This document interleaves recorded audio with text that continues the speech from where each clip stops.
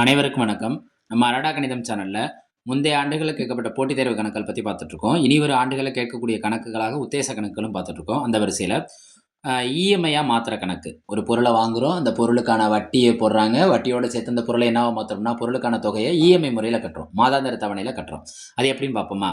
ஒரு மிதிவண்டியின் விலை 12,000. இதனை கமலா 10% தனி வட்டி விதத்தில் 10 மாத தவணைகளை திருப்பி செலுத்துமாறு வாங்கினால் அவர் ஒவ்வொரு மாதமும் செலுத்த வேண்டிய மாதாந்திர தவணை, அதாவது இஎம்ஐ எவ்வளோன்னு கேட்டிருக்காங்க. என்ன கேட்டிருக்காங்க? இஎம்ஐ எவ்வளோன்னு கேட்டிருக்காங்க. ரைட். ஃபஸ்ட்டு இந்த பொருளுக்கான வட்டியை கண்டுபிடிப்போம். அந்த வட்டியை அந்த அசலோட கூட்டி எத்தனை தவணையில் செலுத்துகிறாங்களோ அந்த தவணையால் வகுத்தோம்னா நம்மளுக்கு ஒரு தவணையோட மதிப்பு கிடச்சிரும். அதுதான் அந்த மாதாந்திர தவணை. ரைட். வட்டியை கண்டுபிடிப்போமா? வட்டி எப்படி கண்டுபிடிக்கலாம்? Simple interest SI equal to PNR/100.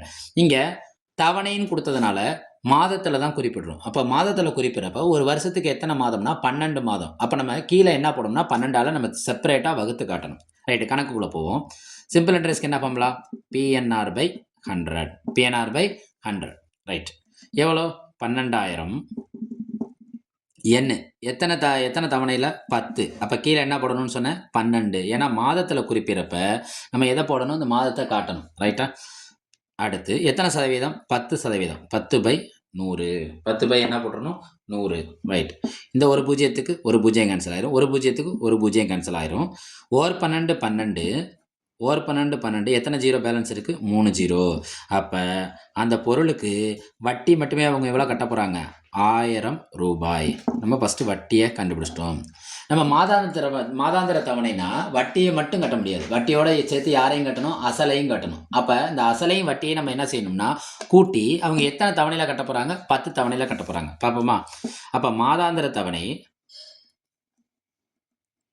தவணையை நம்ம எப்படி கால்குலேட் பண்ணணும்னா அசல் ப்ளஸ் வட்டி டிவைடட் பை தவணை எண்ணிக்கை, தவணைகளின் எண்ணிக்கை. அசல் எவ்வளோ? 12,000. வட்டி எவ்வளோ? 1000 ரூபா டிவைடட் பை தவணைகளோட எண்ணிக்கை எவ்வளோ? தவணை அவங்க எத்தனை தவணையில் கட்டுறதுக்காண்டி வாங்கியிருக்காங்க பொருளை? 10 மாத தவணை. அப்போ 10. 12,000 1000 கூட்டினா நம்மளுக்கு என்ன கிடைக்கும்? 13,000 டிவைடட் பை 10. இந்த ஒரு பூஜ்ஜியத்துக்கு ஒரு பூஜ்ஜியம் என்ன ஆயிரும்? கேன்சல் ஆயிரும். அப்போ இஎம்ஐ நம்மளுக்கு என்ன கிடச்சிருதுன்னா ரூபாய் 1300. இது அவங்க கொடுத்துருக்க ஆப்ஷன் யாரை குறிக்கும்? ஆப்ஷன் பியை குறிக்கும். அடடா கணிதம் சேனலை லைக் பண்ணுங்க, சப்ஸ்கிரைப் பண்ணுங்க, சப்போர்ட் பண்ணுங்க, ஷேர் பண்ணுங்க. நன்றி.